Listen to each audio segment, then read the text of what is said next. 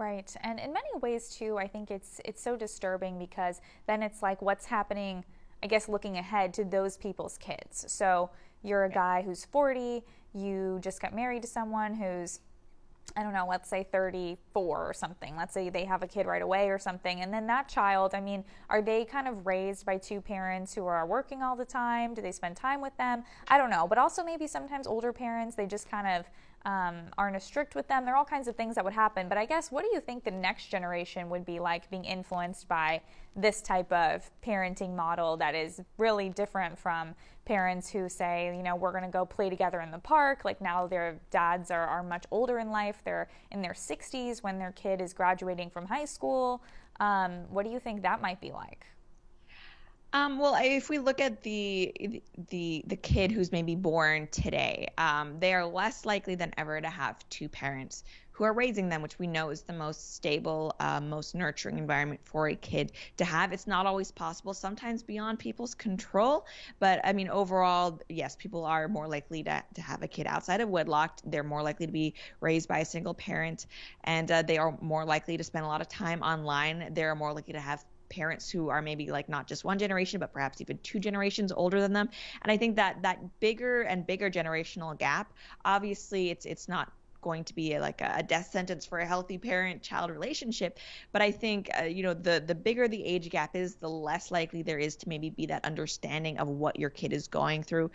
For example, if you're a parent right now whose kid's on TikTok but you're in your 60s, you likely will not understand where they are getting all these ideas from, what their everyday life online looks like.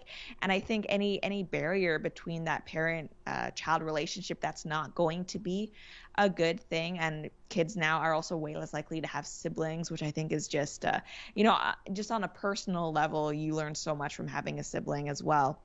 So, I mean, these are changes that, yes, happen on an individual level, but obviously going forward, our society, our cultures are not going to look the same just based on the choices that people are making.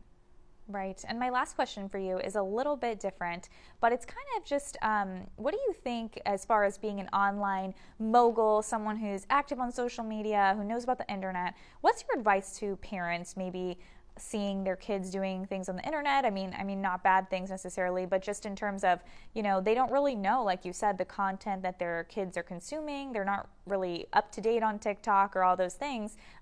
What is your advice as far as how they can be in tune? Like, should they be on TikTok? Should they be on social media?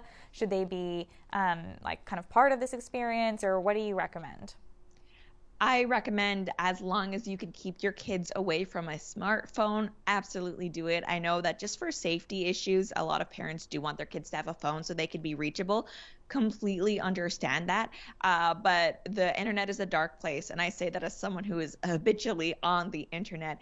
Do not let your 10-year-old, 12-year-old, heck, I would even say your 13, 14-year-old, unsupervised on Twitter, on TikTok, on YouTube even. There's just so much out there that you as a parent would never even imagine.